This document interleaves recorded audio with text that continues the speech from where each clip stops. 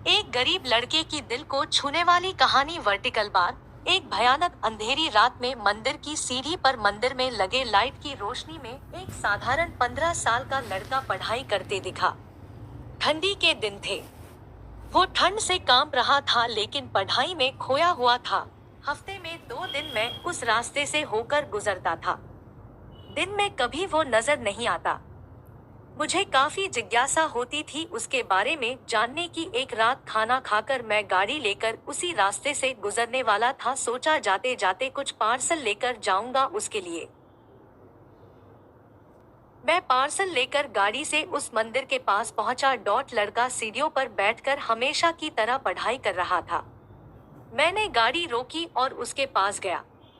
मेरी तरफ जब उसने देखा तो वो मुस्करा दिया जैसे वो मुझे पहले से जानता हो। मैंने उससे पूछा, बेटा तुम हमेशा यहीं पर क्यों पढ़ाई करते हो? सर, मेरे घर में बिजली नहीं आती।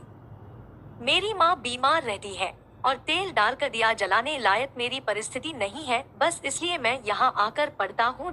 तुम मुझे देखकर मुस्कुराए क्यों? मैंने पूछा। क्योंकि आप भगवान है, वो बोला। चलो वो सब जाने दो। मुझे बताओ, क्या तुमने खाना खा लिया? क्योंकि मैं तुम्हारे लिए खाने का पार्सल लाया हूँ। देखा, इसलिए मैं आपको भगवान कह रहा था। आज मुझे बहुत भूख लगी है। सुबह से मैंने कुछ भी नहीं खाया। लेकिन मुझे इस बात की जरा भी चिंता नहीं थी। मैं जानता था वो भगवान जिसने मुझे भूख दी है, वह मुझे भूखा पेट नहीं सुलाएगा। किसी ना किसी रूप में आकर मुझे खाना देगा। और आप खाना लेकर आ गए। आप भगवान ही हो ना? मेरे पास कोई शब्द नहीं थे। अनजाने में ही मेरे हाथों पुण्य का काम हो रहा था। हर दिन कर्जे में डूबे। मेरे पास कोई शब्द नहीं थे। अनजाने में ही मेरे हाथों पुण्य का काम हो रहा था। हर दिन कर्जे में डूबे होने के कारण ऊपर वाले को, उस भगवान को कोसता था।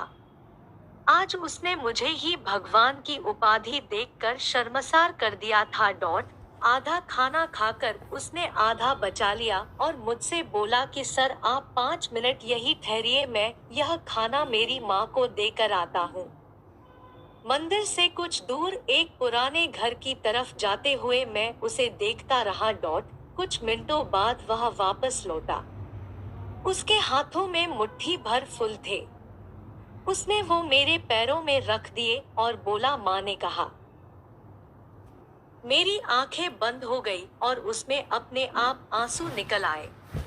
आंखें खोल के मैंने उसके पुराने घर के तरफ देखा। उस घर के सामने पड़े पत्थर में भी मुझे प्यारी सी मुस्कान दिखाई दे रही थी।